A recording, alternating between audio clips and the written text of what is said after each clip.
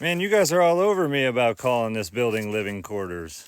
The reality is, I'm not really sure what to call it. The very obvious answer is call it your house. Well, since I make videos on social media, the moment I call this my house, everybody's gonna be like, what? That's your house? You're gonna live in that forever? No, I'm just slapping this together quick so I have somewhere where I'm not rushed to get out of so that I can build my actual house over there on that hill. If I call it my house, the vast majority of people will assume that this is where I permanently want to live for the rest of my life. It's 300 square feet, so I thought about calling it a tiny house, and that's kind of accurate, but it's not on wheels, it's not totally tiny, and it's in another building. So I could call it a barn dominium, which would be really cool, but when you say barn dominium, you don't really think of an efficiency apartment inside some horrible pole building. The reality of this is, before I named it living quarters, I gave this way too much thought. I should have been thinking about something else. Anyway, once the house is built and I'm out of here, this is going to be called guest quarters or a guest house. But in the meantime, if you have any better name suggestions, I'm all ears.